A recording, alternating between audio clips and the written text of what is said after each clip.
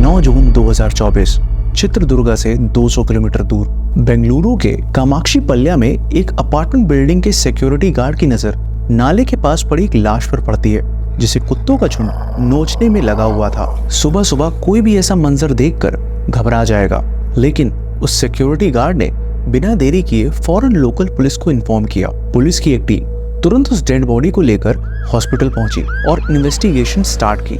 But challenge ये था कि पुलिस को उस डेड बॉडी से ऐसी कोई भी आइडेंटिटी या चीज नहीं मिली थी जिससे उसकी शिनाख्त हो सके। डेड बॉडी की प्रीलिमिनरी एनालिसिस से इतना समझ आ रहा था कि शख्स की उम्र 30-35 साल के करीब होगी और इसकी मौत को 24 घंटे से ज्यादा हो चुके होंगे।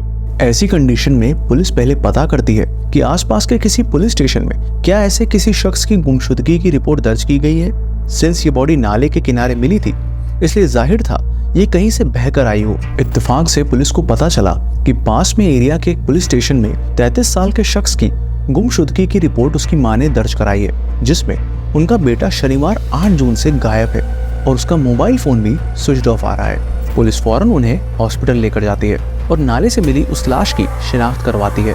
लाश पर मौजूद बचे खुचे कपड़े देख माँ का दिल दहल उठता है, क्योंकि ये लाश उन्हीं के बेटे रेणुका स्वामी की थी।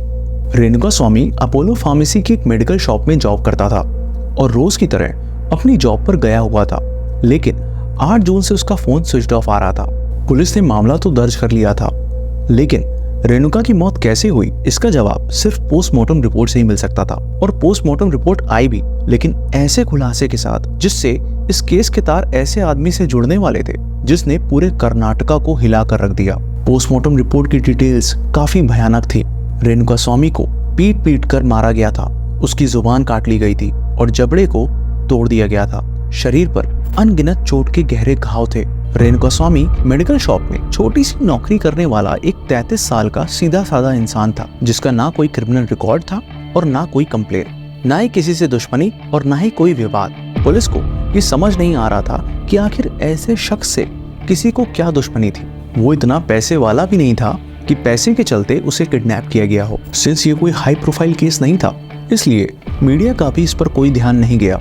वहीं पुलिस भी इसे हर दूसरे केस की तरह ही इन्वेस्टिगेट कर रही थी। तभी अगले दिन 10 जून को उसी पुलिस स्टेशन में अचानक 3 लोग पहुंचते हैं। राघवेंद्र, कार्तिक और केशव मूर्ति ये दावा करते हैं कि रेणुका स्वामी का मर्डर उन्होंने किया है। जिस केस पे पुलिस को ना ही कोई मोटिव और ना ही कोई क्लू मिला था, उसमें इतनी जल्दी अपराधी खुद चलकर पुलिस स्टेशन सरेंडर करने आ गए थे।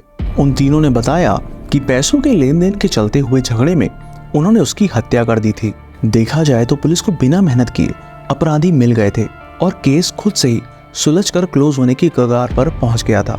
लेकिन अचानक उस थाने में वहां के एसपी पहुंच जाते हैं। जब उनके सामने पूरा मामला रखा जाता है तो उनको अपराधियों के खुद से आकर जुर्म कबूलने की बात हजम नहीं होती। वो खुद से ही तीनों को अलग अलग बुलाकर पूछताछ शुरू करते हैं। कत्ल कैसे, कब और कहाँ किया, इन सवालों के जवाब तीनों ने अलग अलग दिए, जिससे एसपी समझ गए कि ये तीनों झूठ बोल रहे हैं। लेकिन क्यों? इसके लिए तीनों की कॉल डिटेल्स और फोन की लोकेशन पता करने पुलिस की एक टीम लगा देते हैं। पुलिस ने जब तीनों की सीडीआर चेक की तो उसमें एक नंबर ऐसा मिला जिससे पिछले 2 दिन से उनकी लगातार बातचीत हो रही थी।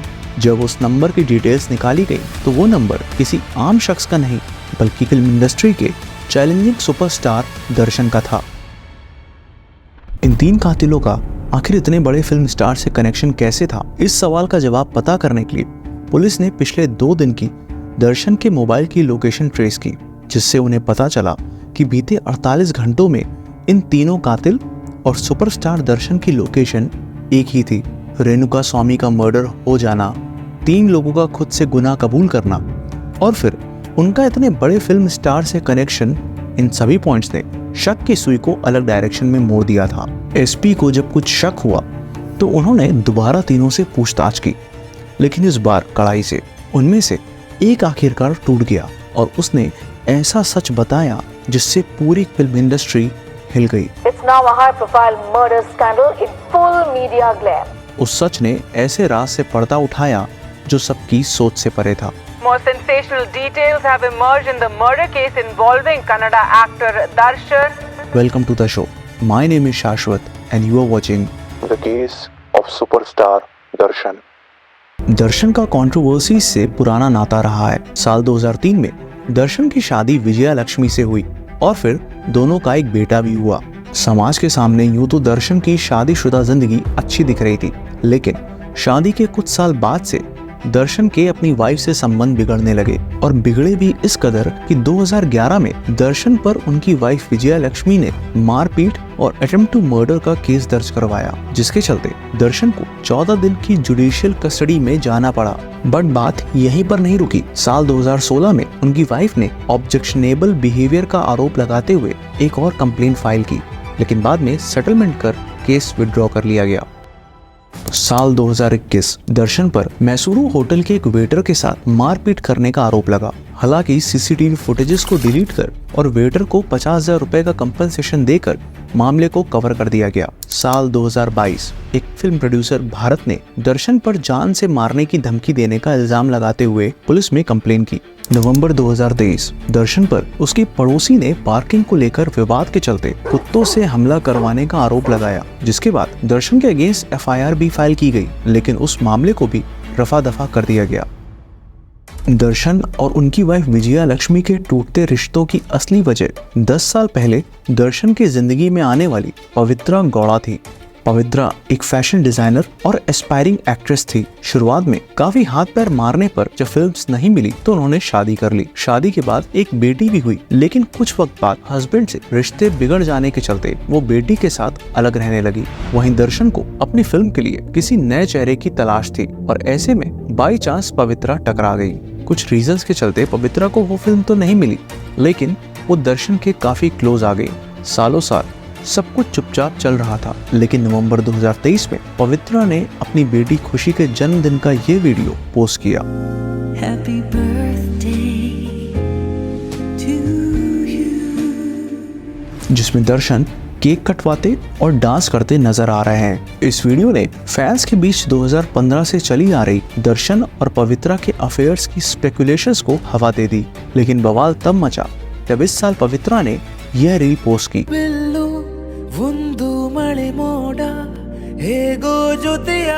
इस रील के थ्रू पवित्रा ने अपने और दर्शन के रिश्ते को पब्लिकली शो कर दिया। यह रील ना सिर्फ वायरल हो गई, बल्कि यह भी रिवील हो गया कि शादीशुदा होते हुए भी दर्शन का पवित्रा से 10 साल से एक्स्ट्रा मैरिटल अफेयर है। इस वीडियो से विजया लक्ष्मी भड़क गई और जवाब में सोशल मीडिया पर पोस्ट डालकर पवित्रा के कैरेक्टर पर सवाल उठाए और अगली पोस्ट में उन्होंने इस कैप्शन के साथ अपनी फैमिली फोटो पोस्ट की। अब आप सोच रहे होंगे कि नाले में मिली रेणुका स्वामी की लाश का इन सब से क्या कनेक्शन है, बट ट्रस्ट मी, इस पूरे केस की जड़ यहीं से शुरू होती है।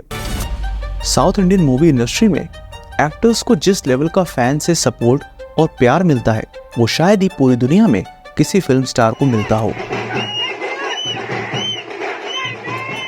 इसी तरह दर्शन की काफी बड़ी फैन फॉलोइंग है। उनके बहुत सारे फैन क्लब्स हैं। ढेर सारे लोग उन्हें भगवान की तरह पूजते हैं, अपना आइडल मानते हैं। यही वजह थी कि पवित्रा और विजया लक्ष्मी के बीच सोशल मीडिया पर छिड़ी जंग में विजया लक्ष्मी को दर्शन के फैंस की बहुत बड़ी लॉबी का भरपूर सपोर्ट मिला। ये वो फैंस थे जो दर्शन और पवित्रा के रिश्ते को गलत ठहराते थे और पवित्रा को उनके भगवान का परिवार तोड़ने वाली महिला कहते थे, जिसके चलते पवित्रा को सोशल मीडिया पर ढेर सारा हेट मिलने लगा। हजारों कमेंट्स में पवित्रा को उल्टा सीधा लिखा जाने लगा, जिस वजह से पवित्रा को मजबूरन अपना कमेंट सेक्शन बंद करना पड़ा। अब यहाँ से शुरू होती है रेणुका स्वामी की कहानी।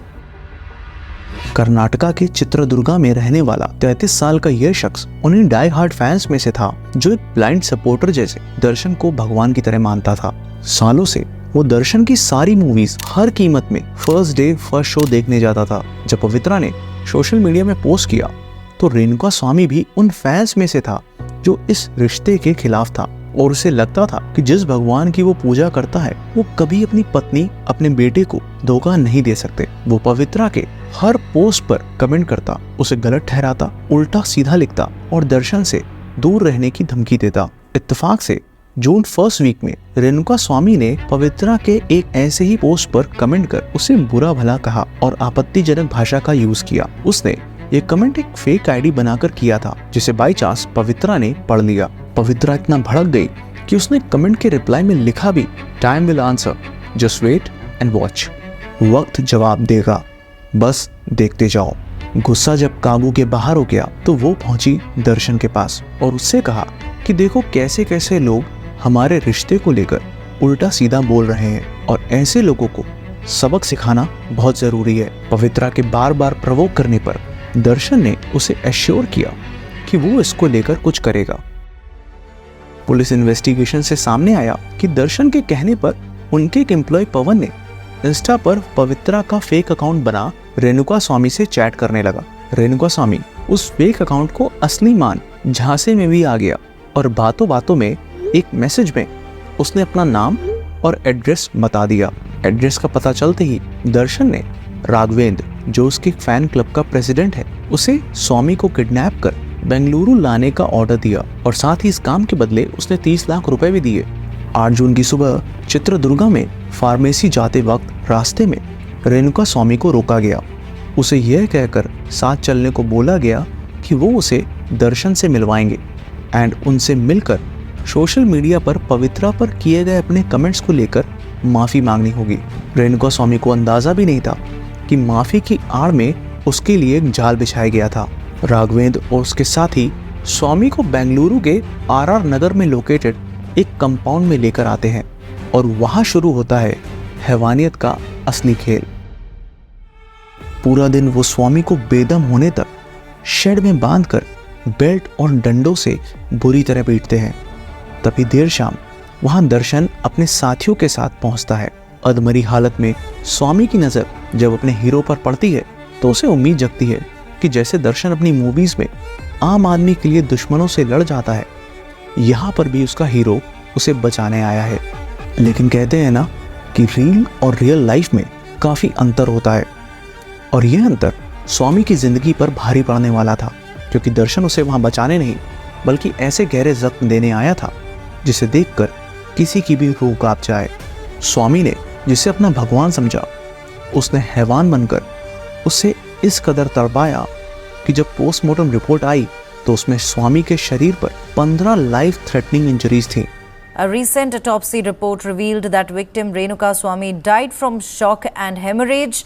He was found with 15 wounds on his body. आपको जानकर हैरानी होगी कि जब रेणुका स्वामी को टॉर्चर किया जा रहा था तो उस वक्त वहां पर पवित्रा भी मौजूद थी।